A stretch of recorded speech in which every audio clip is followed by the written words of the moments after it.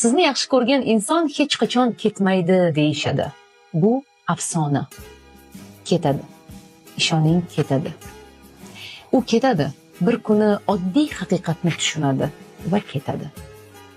Siz bilan birga bo'lish uchun borini bergan, o'zini unutgan, muhabbati bilan tog'larni siljitgan inson endi bu munosabatdan shodlik olmasa, o'zini baxtli his qilmasa, ketadi.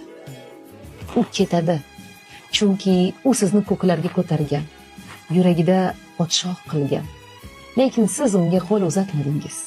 Unga ham o'sha ko'klardan joy berish o'rniga u yerda yolg'iz turishni tanladingiz. Aynan u tufayli siz bugun shu balandlikda turibsiz. U bir narsani aniq biladi. Siz unga hech narsaga majbur emassiz. Sizning muhabbatingiz ham, fidokorligingiz ham kerak emas unga.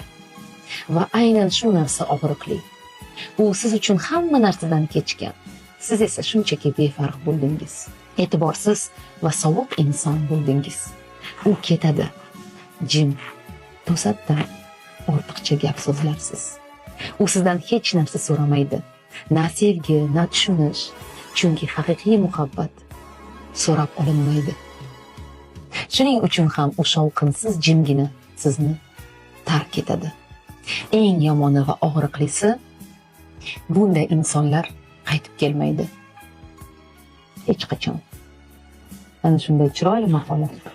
Bu ko'proq erkaklarga taalluqli. Shunchaki o'ylab ko'ring.